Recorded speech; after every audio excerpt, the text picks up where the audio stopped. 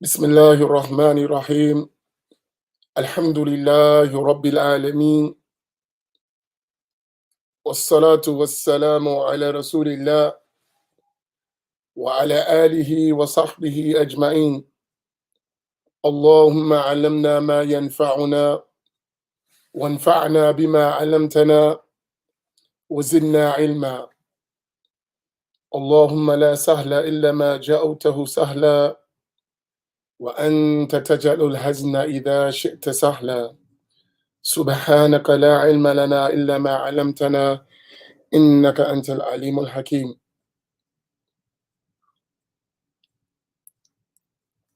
I praise Allah Tabaraka wa Ta'ala.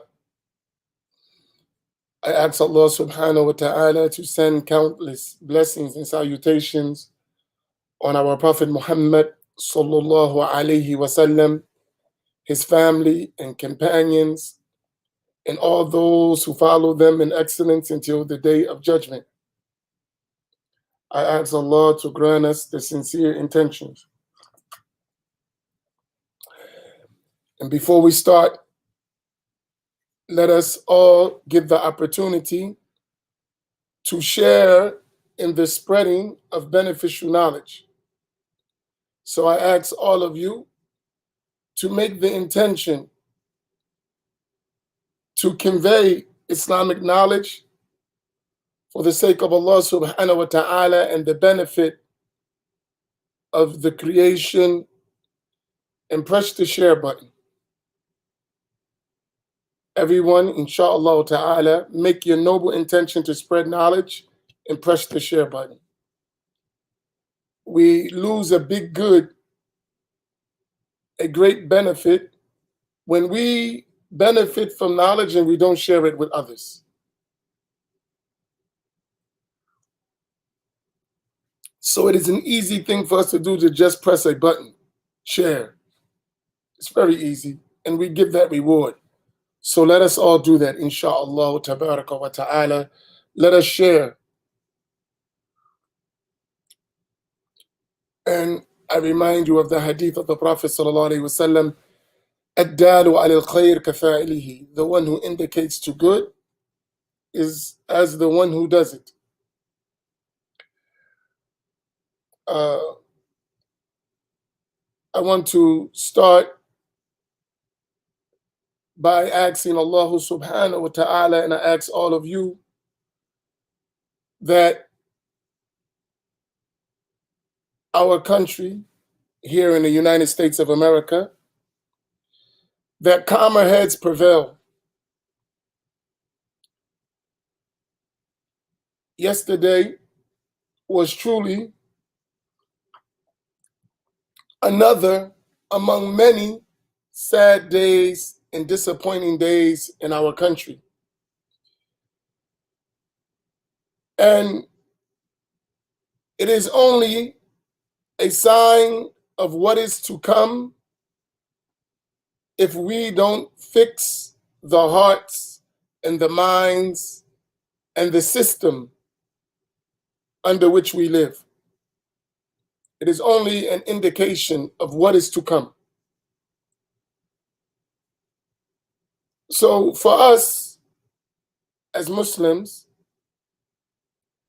it is our job always to enjoin what is right and forbid what is wrong. As Allah subhanahu wa ta'ala said about this nation, كنتم خير أمة أخرجت للناس تأمرون بالمعروف وتنهون عن المنكر. You are the best nation brought forth from the human race. You enjoin what is right and you forbid what is wrong.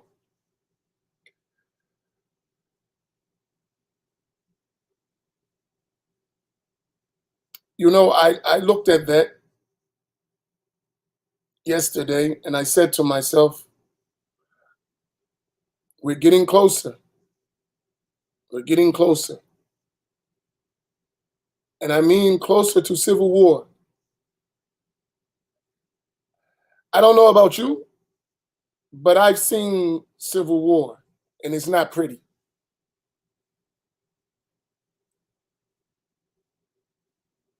I seen people in the same country fighting each other, trying to kill each other. I lived in it. It's not pretty. Trust me, it's not pretty. So while it may look for some people entertaining on TV, it's not entertaining. Islam came to ensure the protection of life, of property, of reputation. These are part of the objectives of the sacred law. In other words, to ensure security and safety. And when that goes out the window, I've seen it multiple times. It's not pretty. Yesterday, they reported 4 people lost their lives. That's not something light. One life is as if you killed all of humanity.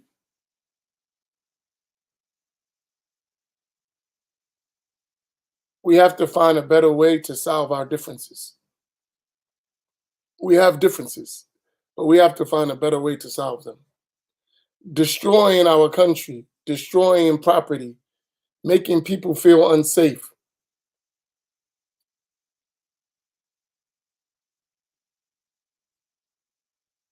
is not the route we want to take.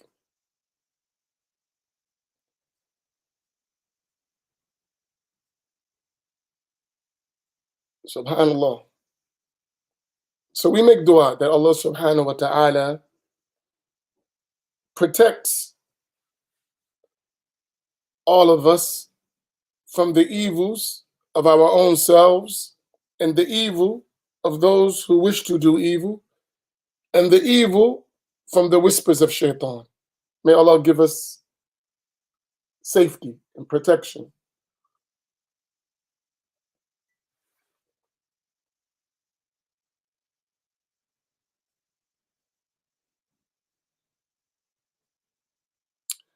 You know, one of the things I'll share with you what came across my mind, and I think about it all the time.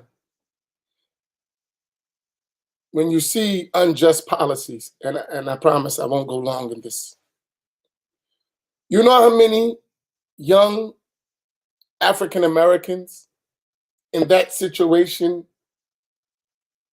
that happened on the Capitol, if that happened around the country, would be subject to be imprisoned before they even get the chance to defend themselves?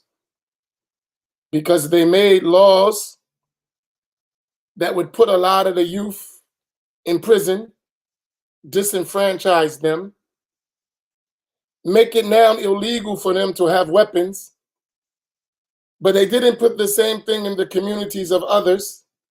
So when they come in loaded with guns, those people cannot defend themselves.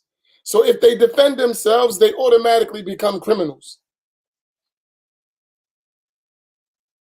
And then the law enforcement can come arrest them, but those who can take guns wherever they don't belong will not get arrested. It's a dangerous situation. And when a person knows that if I get caught with this gun, I'm going to jail, most likely he's going to use it. Because I'm not going to let nobody harm my family. So it is what it is. That's deep. That's a scary situation. It's a sad situation. I either kill, be killed, or go to jail.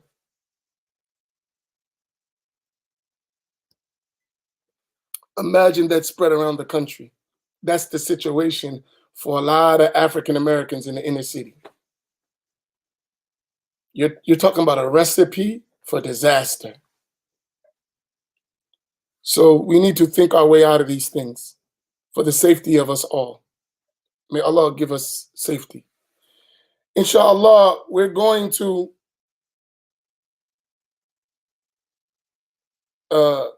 go and continue with our biography quickly for the day so we can go to these. Allah. so we can go to these sciences that we mentioned. Inshallah, we're going to go in our Reliance of the Traveler to the biographical notes to note X160 on page 1054. So this is the book we're in of Shaykh al-Islam Ibn Hajar Allah al-Haytami. Bismillahir Rahmanir Rahim. Alhamdulillahi Rabbil Alameen. Wa salatu wa salamu ala Rasulillah. The author, may Allah Ta'ala have mercy on him, said, Imam Shaykh al-Islam Ibn Hajar al-Haytami, 025.0, is Ahmed ibn Muhammad ibn Ali ibn Hajar, Abu al-Abbas Shihab ad-Din al-Haytami al-Makki, born in 909-1504 in Abu Haytam, Western Egypt. He was the Shafi'i Imam of his time, a brilliant scholar of in-depth applications of sacred law, and with Imam Ahmed al-Ramli represents the foremost resource for legal opinion, fatwa, for the entire late Shafi'i school. So you should record these names. The one we're talking about, Ibn Hajar al-Haytami, and the scholar that is also at his same level in the Shafi'i school is Imam Ahmed al-Ramli. They are the authorities of the latter Shafi'i school. So you have that middle level, which is Imam al-Nawawi and Imam al-Rafi'i. The latter school, the strong opinions of the latter school of the Shafi'i are Ibn Hajar al-Haytami and Imam Ahmed al-Ramli, rahimahumullah.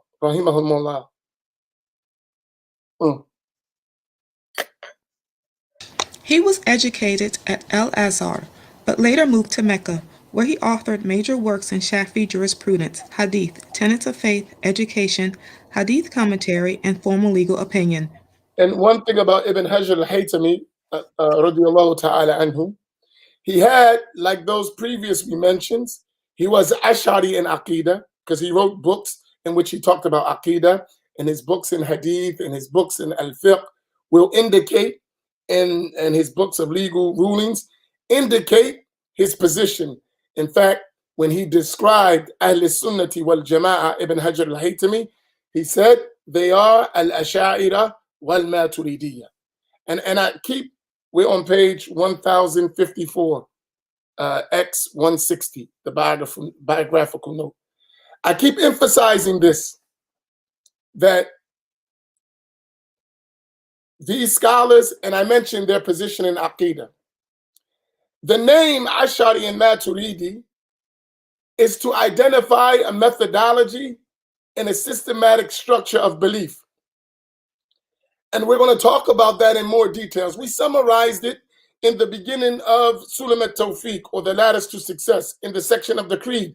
That's a summary of the belief of the Ash'aris. It's a summary. But we're going to add to that and more. I want it to become something that is well known among us, that Ahl Sunnati wal Jama'ah humul Ash'ira wal Maturidiyya. That Ahl Sunnah are the Ash'aris and the Maturidis. And don't just think of the name. I want you to think of the legacy and the rank of the scholars who follow that methodology from the time of Imam al-Ash'ari to our day.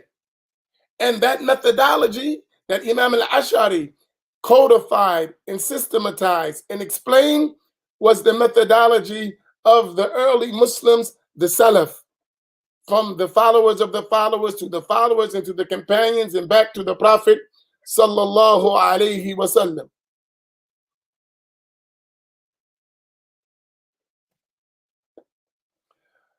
So keep note as I'm telling you all these scholars, because what we have to do, and this is brief, I don't know why I say brief and I go long. There is a trick that is being played on us. We always talk about it, but I want to emphasize it, that they try to make the religion personal with us, right? The people of our time. So you guys are Ash'ari. We don't even count in the equation. If you want to say the Ash'aris, look at these great scholars who conveyed the religion. We don't fit in that. We're just from people who are transmitting from others. We don't count in that. So when you say, well, the Ash'aris in our, we're not talking about us. We're talking about them. We're talking about these mountains of knowledge, these mountains of piety, these authorities who conveyed the religion. Humul Ash'ariyah. They are the Ash'aris. We're just following what they conveyed from the Prophet sallallahu alaihi wasallam. Actually, we're not the ones who's making this up, right? But as for those who contradict the Ash'ariyah, especially in our time, they don't have that kind of legacy. They don't have that kind of history. In fact, their history cuts off after about 200 years. That's it. And there is no connection before that. Whereas the Ash'ariyah go all the way back to the time of the Salaf, with an unbroken chain, with hundreds and thousands of Islamic geniuses and spiritual masters and jurists and hufaz and mufassirun and scholars of language. And Ibn Hajar al-Haytami was among them. Now, His most famous works include Tufa el-Mutaj Bishar el-Minhaj, The Gift of Him in Need, An Explanation of the Road, a commentary on Nawawi's Minhaj al-Talibin, The Seeker's Road, whose 10 volumes represent a high point in Shafi'i scholarship. So you have in the Shafi'i school, in the latter school, because al-Minhaj is the book in religious rulings in the Shafi'i school at the top level, al-Minhaj. So after we go through all these books, like we went through Recitation Jamia, the Incompetent Epistle, we're going through Sulam al-Tawfiq, we'll go through Safina to Najah, we'll then go to Metanabi Suja'a, then we'll go to Reliance of the Traveler, and we'll end up at al-Minhaj of Imam al-Nawawi. When you get there, you're at the top level of Shafi'i fiqh. Then there are these big explanations, and there are two main ones: Tuhfatul Muhtaj by Ibn Hajar al-Haytami and Nihayatul Muhtaj by Imam Ahmad al-Ramli. And there is a third one that is called Mughni al-Muhtaj by Al-Khatib al-Shirbini. These three books are the major explanations of al-Minhaj of Imam al-Nawawi, and they're relied upon in the Shafi'i school. Now, the 4-volume of Fatawa al-Kubra al-Fiqhiyya, the major collection of legal opinions, and al-Jawajir al-Iqtiraf.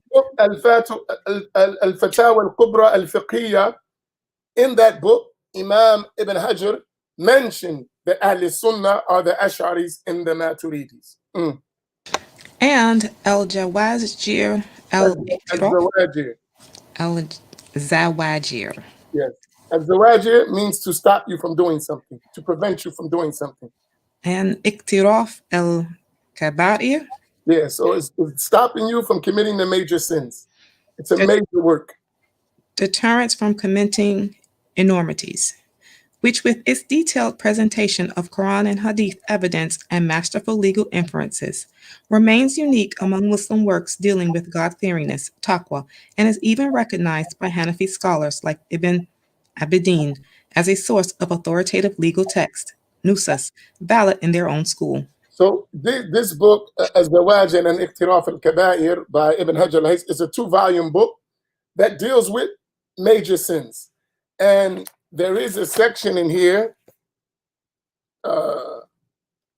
P25, the whole section of book P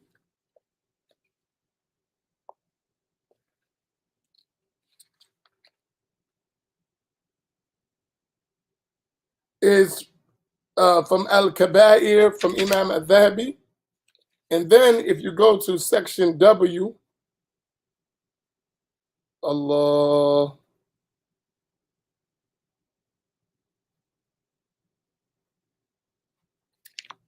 there is another section in there, Ibn Hajar's list of Kaba'ir. I think it would be beneficial for you to read these sections. W52. So book P, that is the major sins, or he called them enormities. That book was written by Al-Dhahabi, and we talked about Al-Dhahabi, right? That major scholar of Hadith and biographer. And W52 is Ibn Hajar al-Haytami's list of major sins. And it would be interesting to read them so that you stay away from them, right? Because the one who doesn't know evil is likely to fall into it. And there, he mentions, oh, wow.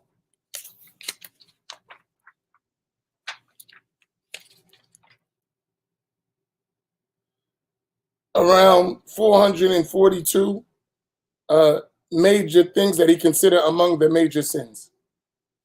So that would be a good read for you. Book P on your own to read Al-Dhahabi's book Al-Kabair, summarize those major sins, and W52 to read Al-Kabair, those summarized sins that were mentioned in Az-Zawajir. Now, that's it. No. After a lifetime of outstanding scholarship, the Imam died and was buried in Mecca in 974, 1567. MashaAllah. So Ibn Hajar, you will notice, he died 1 year after a great scholar from Egypt that we mentioned. We read his biography. Who was that? So who was that scholar? Let's see if we're following. Ibn Hajar, he lived at the same time of a great scholar we mentioned. And we read his biography. Who is it? Come on, help me out here.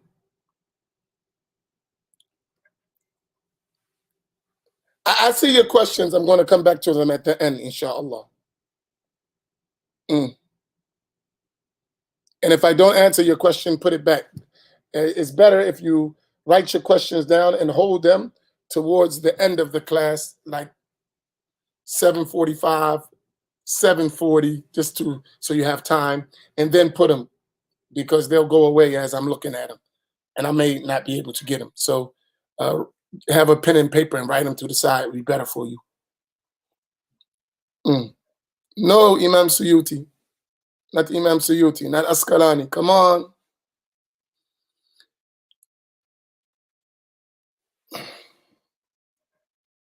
You should memorize these things. We talked about them. And when I mentioned them, I mentioned, okay, mashallah, Isa, Sha'rani. What was his whole name? Abdul Wahab Sha'rani. Great. When did he die? What year?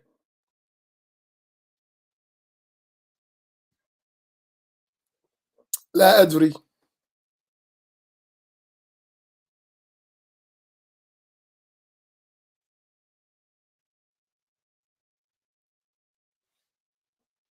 What year did Abdul Wahab Sha'rani? Abdul Wahhabism. I didn't see that. Astaghfirullah. Abdul Wahab Sha'rani, not Abdul Wahhabism.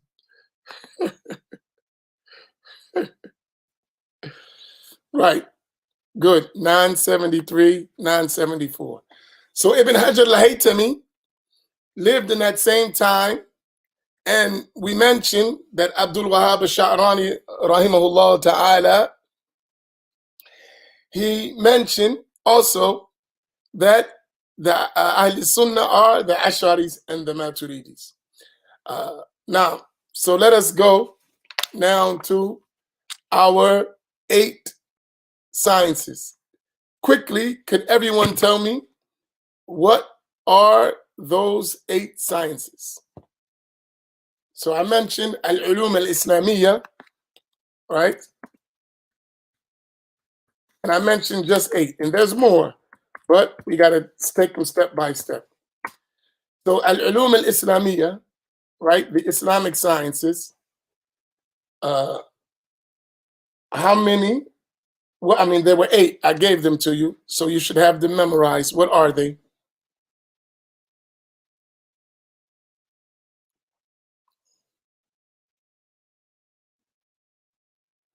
There is a saying among the scholars, they say, fil i'ada ifada. The more you repeat, there is a benefit. Fil i'ada ifada. In repeating, there is a benefit. So the way knowledge sticks is you constantly repeat it. So the 8 scientists, let's get engaged.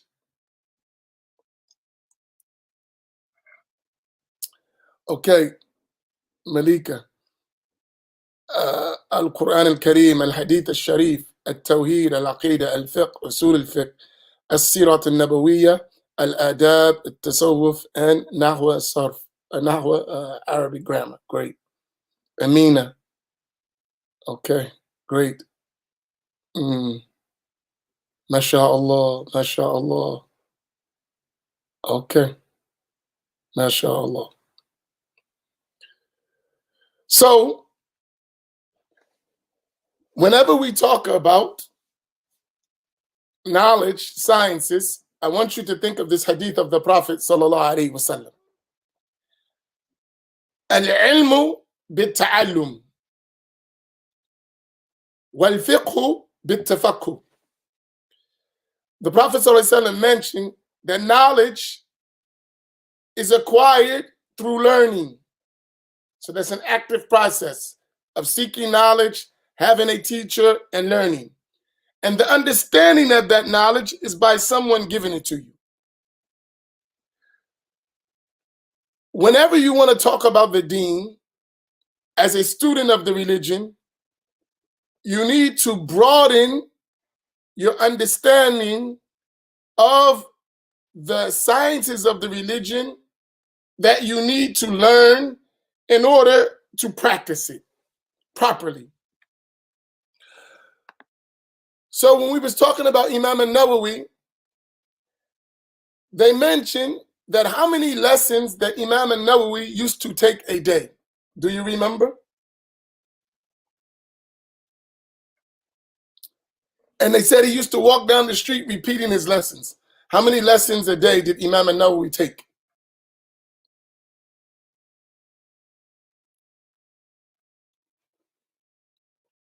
12. Barakallahu fikum. 12 lessons a day. And I was explaining to someone the other day, when we were in school, I'm talking about regular school, not just, we took more than one class a day. We would take sometimes 4, 5, 6 subjects or more, right? When we get to Islam, a 1-hour class becomes overwhelming, right? La, we have more than one subject you're studying at the same time, right? So we want to build our capacity to absorb the knowledge more, inshallah, strengthening. So among those sciences, and there is a book that I want all of you to have, to get. This book is going to tell you about those sciences, right? And give you books that are to be studied at each level, from a beginner to an intermediate to an advanced student, right? In these Islamic sciences. So the basis of what I'm going to tell you about, you will find in this book. It's called Sacred Knowledge, Aims and Objectives. Or in Arabic,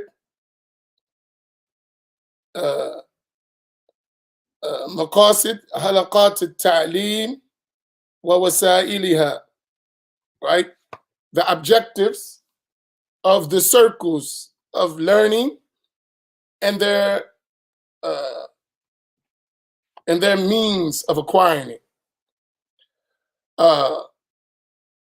So these sciences are mentioned. So there you will find more details. So Al-Quran, if we look at the Quran, we should look at the Quran in several ways. Number one, the Quran is Kalam Allah. So the Quran is the foundation of all legal rulings. In every field, the primary source of every ruling is Allah subhanahu wa ta'ala, because he's the lawgiver, and that is manifest through the Quran. So when you study the Quran, you're going to study it in several ways. The first way is memorizing the Quran, right? So memorizing the Quran, that's one aspect. And all of us should have a portion of memorization of the Quran, right? And it was the habit of the companions, radiallahu ta'ala anhum, that they would do that like 5 to 10 verses at a time. And then once they mastered those verses, they would move on. So it doesn't have to be a lot, right? You don't have to look at a bunch of surahs. Take 5 verses at a time. Master those 5 verses, then move on to 5 more verses, right? If you have a higher capacity, go more, right? But at minimum, start working on 5 verses of the Quran memorization regularly. The second thing is at-tilawa, reciting the Quran. So memorizing it is one aspect, but reciting the Quran, and we may fall short in this, but every day we should have us a portion of Quranic recitation. At minimum, as Sheikh used to say to us, at least 1 page, right? At least 1 page. And ideally, you want to get up to a 30th a day, right? A 30th a day. So from 1 to a 30th of the Quran, like we read in Ramadan. So, and that is basically 1 hour a day. We can find a day, an hour in our day, where we could just be with the Quran for recitation and the blessing of recitation and nothing else. Just to be with the Quran and reciting it. At least 1 hour a day. And if our day is so busy that we don't find time to read and recite the book of Allah subhanahu wa ta'ala, then we should adjust our schedules. We should really look at ways that I can free myself to read the Quran. And if we're failing 1 page, we should be sad for ourselves. So at minimum, like 1 page, subhanallah. Even the one who doesn't know the Quran well, or doesn't know how to read, and they have to struggle. That's why I said all of us should at least learn your alphabet and how to read, even on a slow level, so you can read the Quran for the blessing of it. Then once you learn to read, the third thing you want to move to is proper recitation, a Tajweed. And that needs to be taken with a qualified teacher who is skilled in the field of Quranic recitation and at Tajweed, the proper rules and reciting of the Quran. And lastly, or the fourth way, is once you have that, then a tafsir, explanation of the Quran, right? And learning the meanings of the Quran, because that's the understanding it. Reciting and reading, right? Memorizing, reciting, tajweed, all of those things is nice.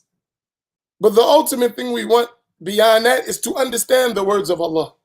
What did Allah subhanahu wa ta'ala mean by what he sent to us?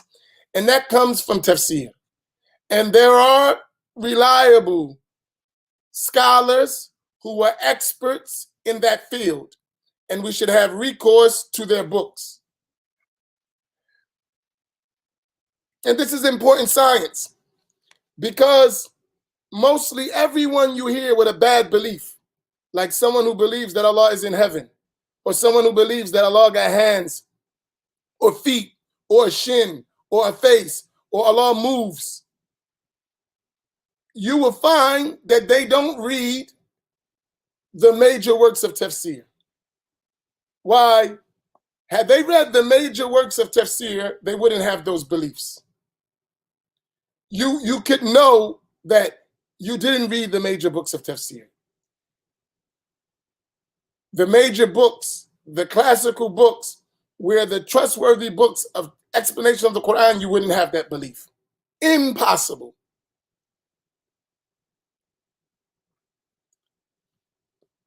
Because the scholars of tafsir, when they came across those verses, they explained them properly. They didn't attribute limbs and organs and directions and place to Allah. But we live in a time today where that's abundant. So knowing about tafsir, knowing the proper books of tafsir, knowing the major scholars of tafsir, explanation of the Quran, will be a means also to prevent you from falling into bad, corrupt belief.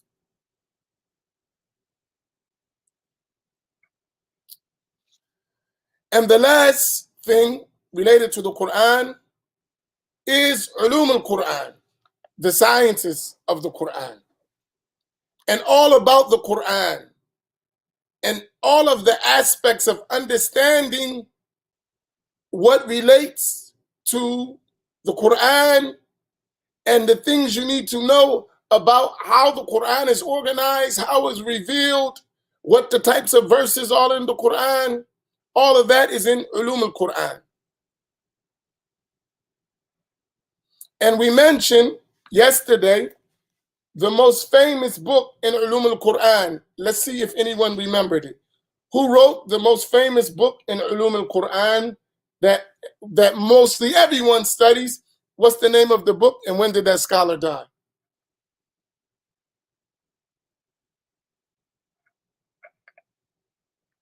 We talked about it just yesterday, so you should have it.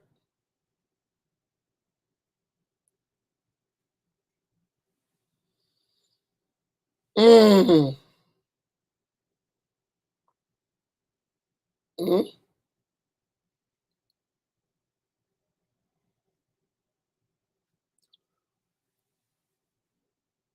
As-Suyuti. When did As-Suyuti die, Isa? And okay, it's As-Suyuti. When did he die? And what is the name of the book? Not Al-Dhahabi, As-Suyuti. So the answer is As-Suyuti. Isa got it right. Right? When did As-Suyuti die? And what is the name of his book? Al-Itqan fi Ulum al-Quran. Right. Al-Itqan fi Ulum al-Quran. That is the most famous book in Ulum al-Quran. Everyone who studies the sciences of the Quran, they read this book, Al-Itqan. They may read other books. There are other books, but the most famous is this book. And here I want you to notice, and I'm going to keep drilling it to stick in your mind. You notice the most famous, reliable books in the religion that everyone base their understanding of these religious sciences were majority Ash'ari, followers of madhabs, and Sufis. I want you to pay attention to that. And here's what I used to say to people who would have this idea of rejecting scholars. Those scholars that you mentioned, we never have to refer their books and we won't miss anything. We never even have to refer to them at all, and we won't miss anything in the religion. So those scholars, for instance, Bin Baz, just to give you an example, Bin Baz, Ibn Uthaymeen, Fawzan, Al-Albany, the rest of the crew, if you never read their books at all, you wouldn't miss anything. You think about that. Not in one science are they the authorities. You don't never have to read their works and you won't miss a thing. However, you can't say that about the scholars of the Ash'ariyah, the Sufis, and those who follow the four schools. You can't say that about them. You must refer to their works. We don't even need your books at all. In fact, if we're in the field studying and we read your books, it's considered insufficient studies. I want you to think about that. It's just something to think about.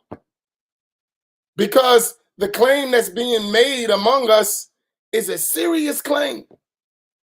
It's a serious claim. Now, so that is related to the Quran. Al-Hadith al-Nabawi al-Sharif, the noble hadith of the Prophet sallallahu alaihi wasallam. So you're going to talk about hadith in two aspects. You talk about hadith, riwayah, and diraya. Right? Memorize these terms. It's going to be a slow build, but alhamdulillah. Right? Riwayah, when we talk about hadith, that's narration. And that is, you read the books of hadith completely with their chains of narration in their text. That's called riwayah. So for instance, like we're doing on Friday or Saturday morning in Arabic, we're reading Al-Adhkar of Imam al-Nawawi. That is riwayah, right?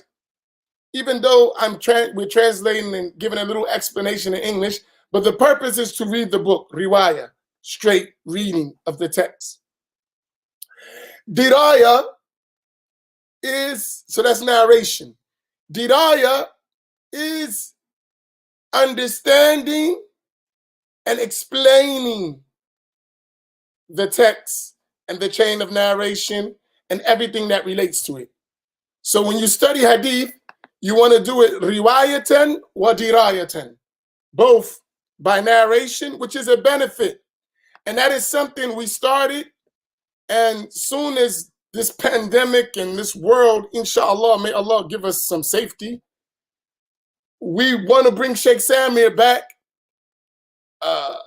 and continue riwayah.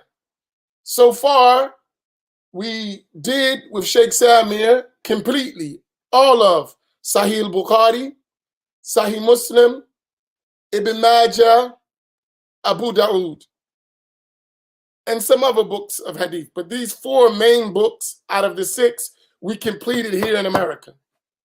Riwayatin, from beginning to end. All of Sahih Bukhari, all of Sahih Muslim, all of Sunan Ibn Majah, all of Sunan Abu Dawood. So what is left is Sunan at-Tirmidhi and Sunan al-Nasa'i. But we got hit with this pandemic and that changed the whole thing. So inshallah, when it clears up and Sheikh's health holds up, we're going to do a Tirmidhi and a Nasa'i, and then we'll finish the 6 books.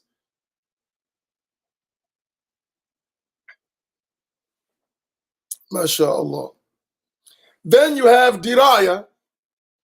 So diraya is now knowing about the explanation of those hadith and the sciences, ulum al-hadith, related to hadith, which is mustalah al-hadith, or the sciences, or the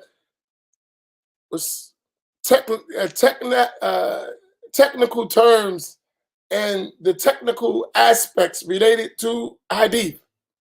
In other words, you're going to learn about the explanation of those meanings of hadith.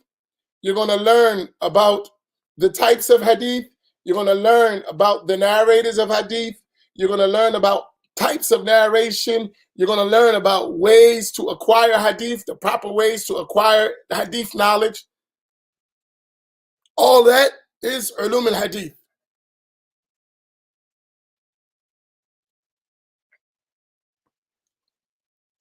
And now, as I said with the Quran, when you read the books of Hadith in diraya, in learning the details, not just riwayah, you won't come away with all those bad beliefs from Hadith either. If you read the classical commentaries on Hadith by those famous, trusted, relied upon scholars like An-Nawawi or Ibn Hajar al-Asqalani, for instance, or As-Suyuti, for instance, these hufad of the nation, these great mass memorizers of the Hadith, you won't read the Hadith of the slave girl and think Allah's in heaven. You won't read Hadiths and think that Allah moves. You won't read Hadiths and think Allah has a foot that he puts in the hellfire. You won't believe that Allah has a shin, that on the day of judgment he's going to uncover his shin. You won't believe that Allah has a face and that on the day of judgment everything's going to perish except his face. La hawla wa la quwwata illa billah. All you got to do is have recourses to the right books and scholars. But since they don't do that and they just give you riwayah, narration, and then they give you their own explanation, you'll find people falling into those mistakes.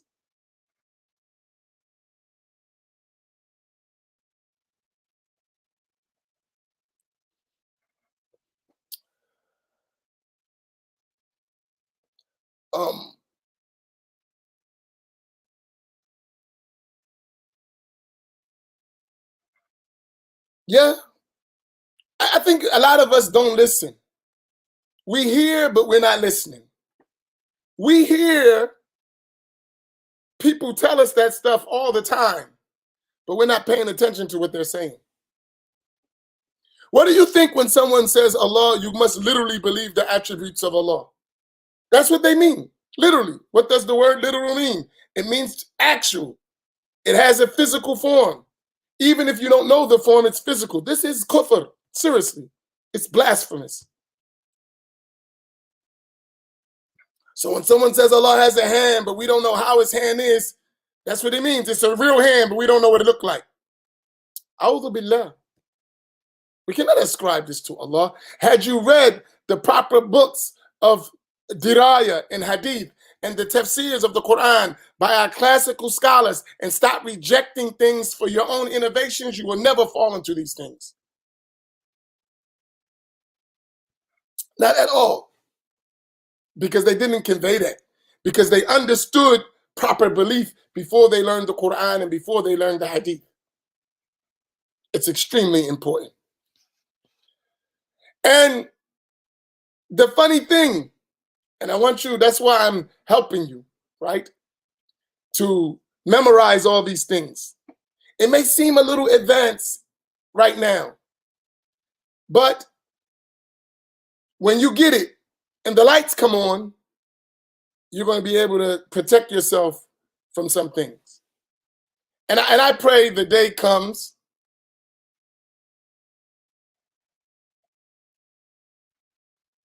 where we all, and we're getting there because I'm seeing it every day, where we just take time to listen, learn, and discuss, right? Take the emotion out of it, right? Take the emotion out. Take it personal. Take all the personal things out, and let's just talk about the issue and learn the issue, right? If we can learn to do that, we'll discover a lot of things. Don't make it personal. Let's just talk about the issue, right?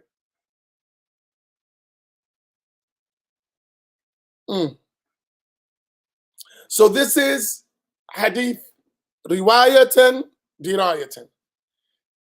Because when someone tells you a narration, and I'm going to stop with this, la ilaha illallah. 1 hour is just not enough, even if I take my time, slow down. I want you to take one point.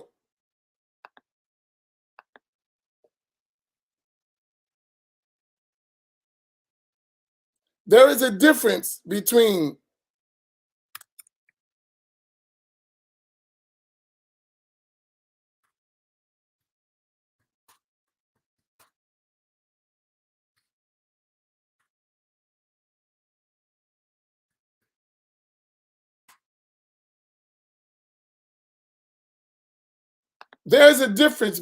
recitation of a text and explanation of a text. I want you to pay attention to this, because there's going to be something on the Black Roundtable for the next 3 weeks. We're going to deal with this issue of Aqidah. We're going to deal with the issue. We're not running from it. We're not going to let people hide. We're going to deal with this issue, because it is an issue that we must deal with. It's an obligation, and many of our people don't understand. So it is an obligation to clarify, because once we get past it, even if some people, they don't make the necessary changes that they need, and we pray they do, but at least they will understand. And once you understand, you can deal with issues better. But when you have no clue, it's hard to even deal with anything, right?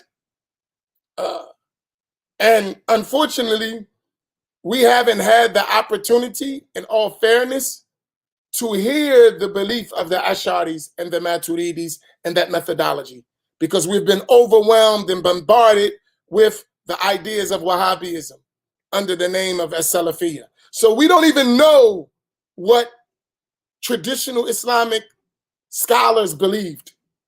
We have no idea, because first, we don't even know them, so we have to know them first, then learn their books, and then learn, right,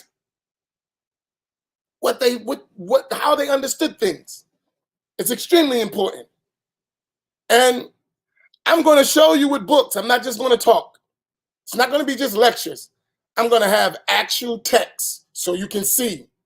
You know exactly where there is. Page numbers, books, edition. Because we should clarify, right? No, just trying to make you think I'm knowledgeable. No, here's the book. Here's what they said. This book, this book, this book, this scholar, this scholar, this scholar. In every single issue. So it becomes abundantly clear as the sun shining on a noonday.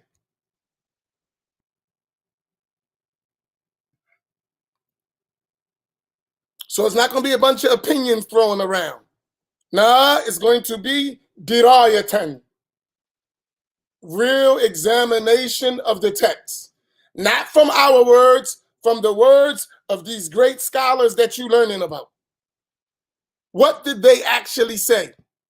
Those who had unbroken chains to the Prophet, sallallahu alaihi wasallam, whom you rely on their books. I'm going to show you.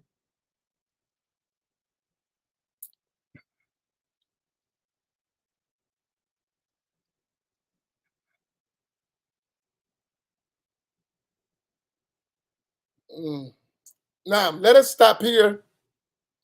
So we had Hadith al-Sharif, inshallah. Wa sallallahu ala Sayyidina Muhammad wa ala alihi wa sahbihi ajma'in.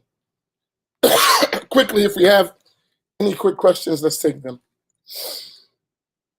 Allah. The book Major Sins. The book Major Sins is Dhahabi's one is available in English. I don't have it around here. And my books, Iktiraf al-Zawajir and Iktiraf al-Kaba'ir is in Arabic.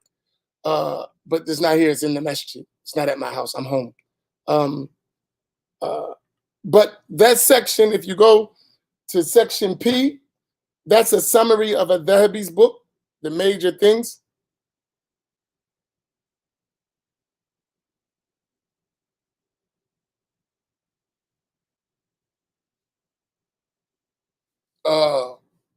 And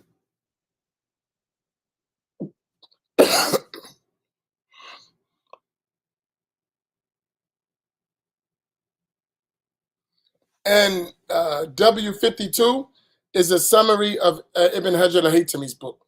So if you go to the Reliance of the Traveler, this book, you will find in section P the summary of Dhahabi's book, and section W52 of Ibn Hajar al-Haytami's book.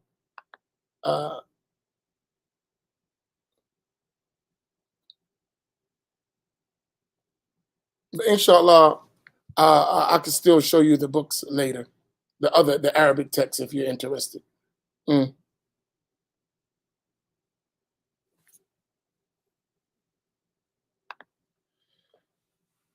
Salafis claim Imam al-Nawawi, Ibn Hajar weren't Ash'aris. Okay, this is what I say to you, simple, right? For all of us, think about this.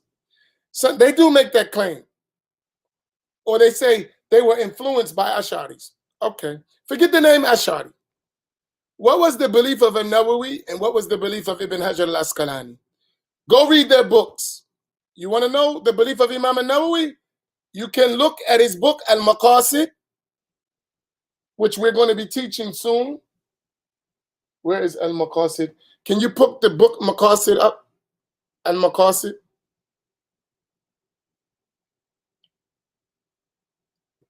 Is it on the site?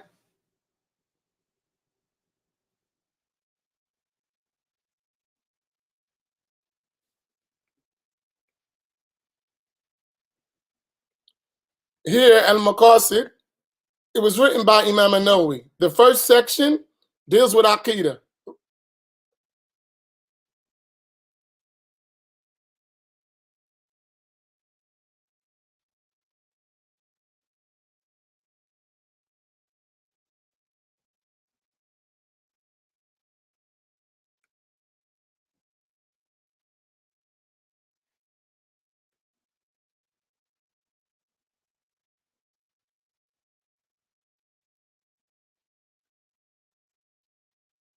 Excuse me 1 second.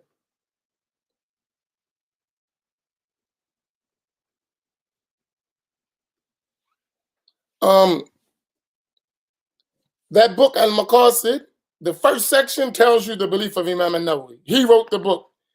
If you want to get in more details, you can read the other books of Imam al-Nawawi, like Sharh Sahih Muslim, and it'll clearly show you the belief of Imam al-Nawawi. If you want to know the belief of Ibn Hajar al-Asqalani, go read Fathul Bari, and you'll see in all those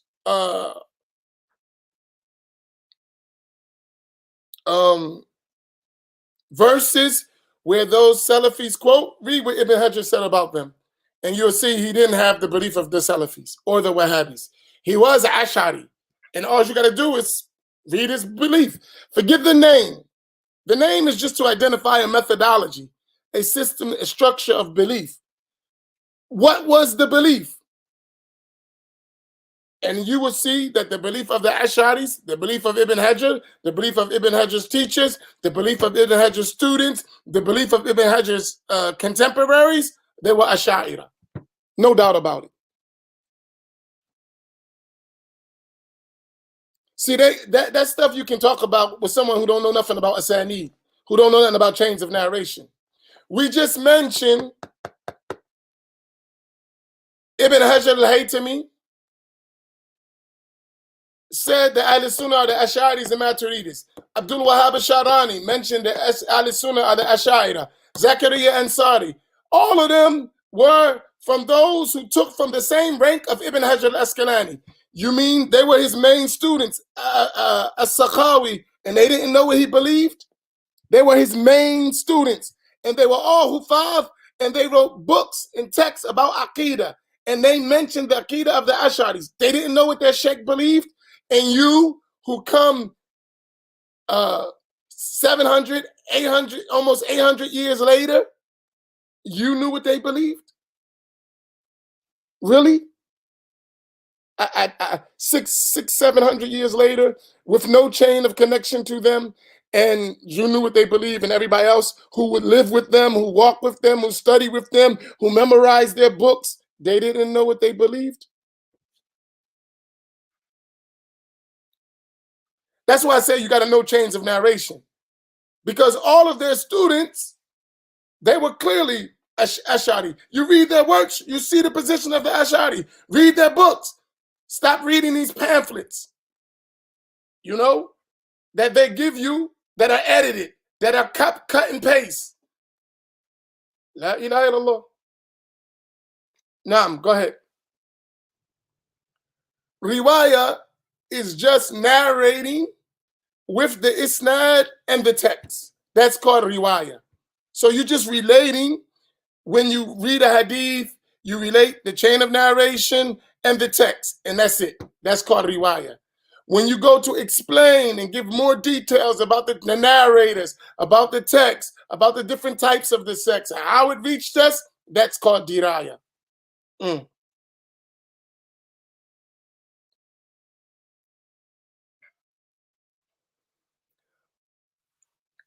This is online, Abdul Qadir. You can't help, inshallah, if they keep following every day, they'll learn, right? But I cannot make the class specific for, I'm trying to cover a lot of things, so I can't cater to everyone. It's almost impossible. So I have to find a medium way, right?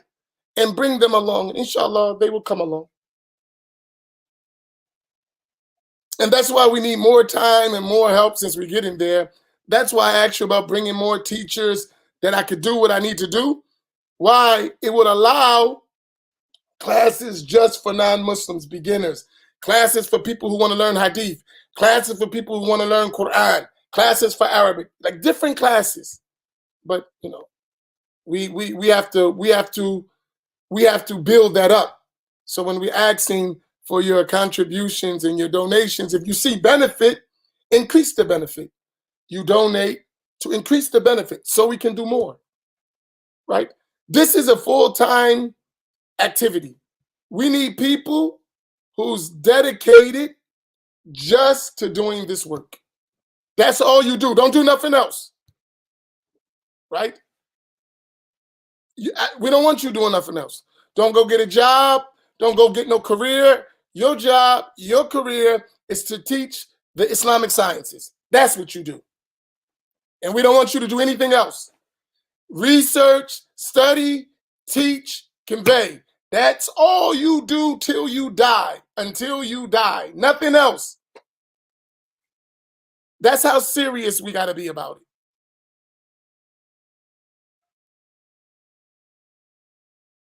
But this idea of, not supporting Islamic scholarship and students of knowledge is a mistake. Especially for us, it's a disaster. Because everyone else does it. It's just us who don't do it. And it hurts us in the long run. Put that question back. The same imams. I realize something. It's a waste of time debating. It's a waste of time. I don't say debating is a waste of time. Let me take that back. Debating people who are not interested in learning is a waste of time. Because think about it. If we become civilized, you debating, right?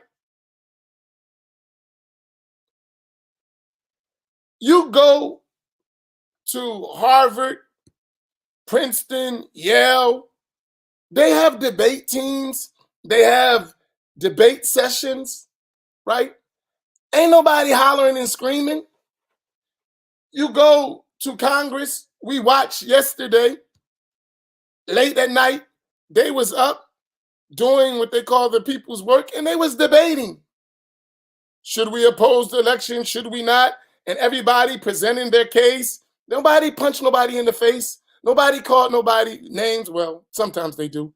But you hear them. My colleague, I disagree with him. My colleague on the other side, ain't nobody gonna kill nobody. We're discussing ideas. That's proper if you do it right. Right? We have a whole science in research, in debating. That's a field of Islamic study. Ilm al-Ba'th wal-Munadhara. Right? That's a science in Islam to learn how to research and how to debate properly. Not name calling, not getting offended. We're just trying to seek the truth. So debating is not a bad thing. It's who you're debating with, right? So, like, if a debate turns into an argument, that means it never was a debate. A debate is to discuss ideas and evaluate points and go back and forth to find the truth. That's praiseworthy. That's not something bad. Arguing is not trying to get to a point. You're just protecting your ideas. And so I think for us right now, we got to stop wasting time doing comparative religion. We need to teach what the religion is, right? The idea that, oh, you know, we can't tell nobody what to believe. We can't force belief in the heart, but you must tell them what is the proper belief. You can't force nobody's heart. So if a person is going to have a belief that is inconsistent with Islam, you can't force belief in their heart. La ikraha fi din. There's no compulsion in the religion. But as for explaining the truth, you're obligated to do that, right? So I can't make no one believe that Allah exists without a place. Some people are going to believe that Allah is in heaven. May Allah protect us from such a belief. Some people are going to believe that they're God. You can't do nothing about that. That's the heart. What you're obligated to do, though, is to tell them the right belief. That's what your obligation is. And we reached a point that we think in order to have unity, we must conceal the truth. We just want to get along, so don't tell the truth. Let everybody do whatever they want. But at the same time, we're saying we're following the sunnah of the Prophet ﷺ. And the sunnah of the Prophet was to teach people the correct belief. And despite people having bad belief, the Prophet made treaties, the Prophet worked with people, the Prophet had covenants, the Prophet did things with people who didn't believe like him. It wasn't the end of the world, but at the same time, he told them the correct belief. That's his sunnah. So this idea that, and I'm telling you the narrative, it's slick. The narrative is what? Let's not talk about the issue while we give you a default belief that's incorrect. It's you know we used to have a saying in the inner city. We still have it. Game recognize game. Game recognize game. That's game. Don't talk about the issue while you spread the issue to everyone in the name of we follow Quran and Sunnah. So you just give some literal interpretation to the masses of the people while the people of Sunnah remain silent because, we don't want to talk about advanced Aqidah. While you give not only bad beliefs, sometimes blasphemous beliefs. Nah, we're not going to do that. Absolutely not. People deserve better. I want to ask you a question, and this is a serious question. Some of you have been following these classes for months. How many of you, just by yes, right? How many of you have been in these classes and heard things you never heard before, multiple times? Just put yes. That's just true. How many of you since you've been in all these classes, how many of you have heard things, multiple things that you've never heard before? Just say yes.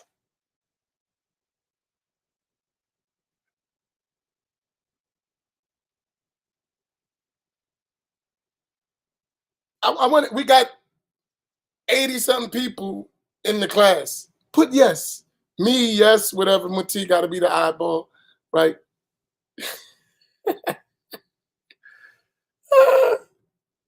Right?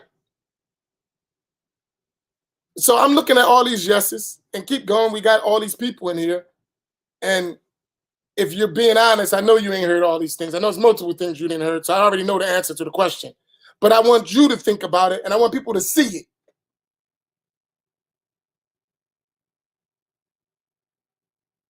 Even you one who are hiding because you don't want the people to know you listening, right? You too, for this time, put yes.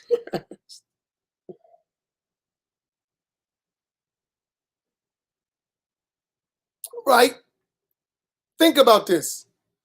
If we remain silent, you would have been deprived from this benefit. If we remain silent, you would have been deprived from this benefit. Subhanallah. Now you see why it's unjust to conceal the truth, to conceal knowledge. It's haram. Look how many people benefit at different levels because you speak the truth and you don't hide it. You give the information and you don't hide it. But let me share something with you, which is going to be quite shocking. The things I mentioned in traditional Islamic circles are well known. They're nothing new. It's not deep knowledge. It's not. It's basic stuff. I haven't talked about nothing so deep that anyone who studied Islam traditionally should know. You think about that. Any person who actually studied basic Islam in the correct way with a teacher, they would know these things. I haven't said anything so deep, nothing so special. There may be some things that had a little details, but the indication is there. I said nothing deep. I got people in this class, I know them. May not know them personally, but I know they've been studying, I'm speaking from our madhab, Shafi'i fiqh, right? For 20 years. Listen to what I'm saying. 20 years. After 20 years of studying Shafi'i fiqh, they don't even know the main books in the Shafi'i school. Somebody's cheating them. Think about it. You've been studying Shafi'i fiqh for 20 years and you don't know the books of fiqh? That's a disaster. That's a disaster. That means someone has been cheating you or giving you what they want you to have so they can control you. How you spend 20 years and you don't know the books in the madhab? 20 years? Think about that.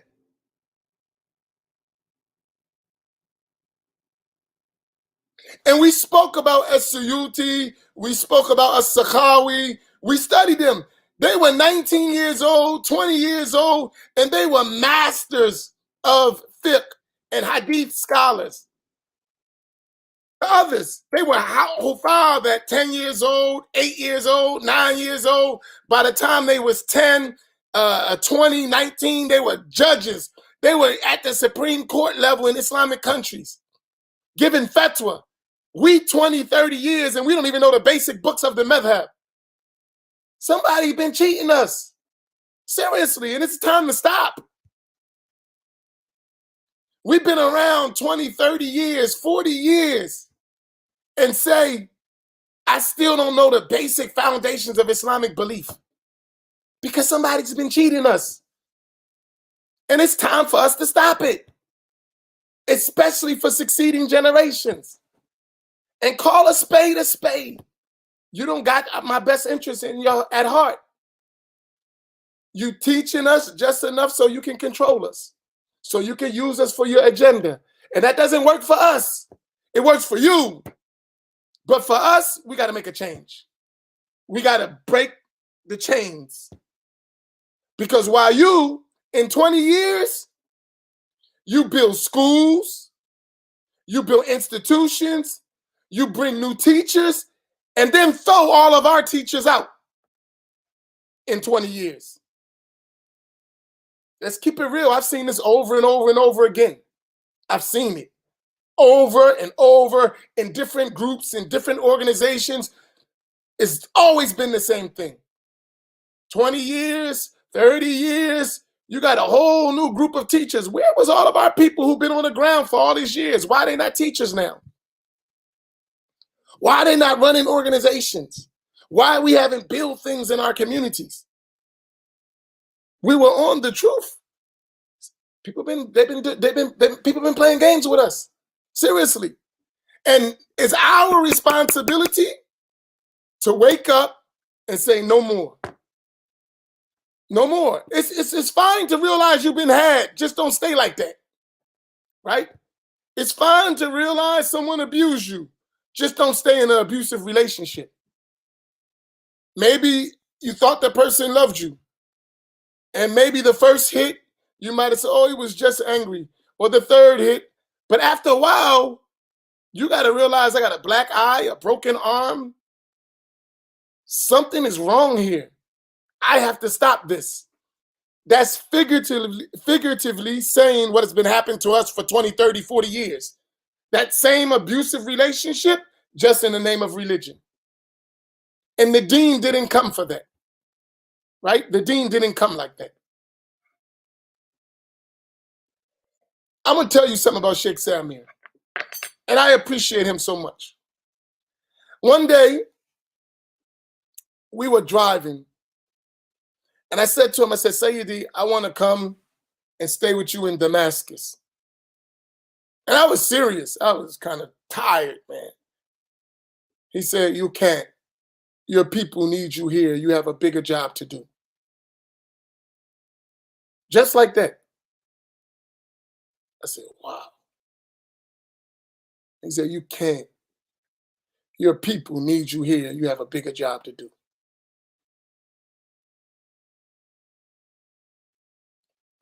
And it was like, I just stopped. I was like, deep. You know, I was wanting to, Ahlan wa sahlan, come on, Sayyidi. Yeah, Habibi or something. He was like, no, you got a bigger job right here. And that stuck in my mind. We got work to do. We got a lot of work to do. So may Allah help us. May Allah make it easy. I found my way to go over the time again. So inshallah, we'll continue tomorrow. And may Allah keep all of you safe. Barakallahu fikum wa jazakumullahu khaira. Assalamu alaikum wa rahmatullah.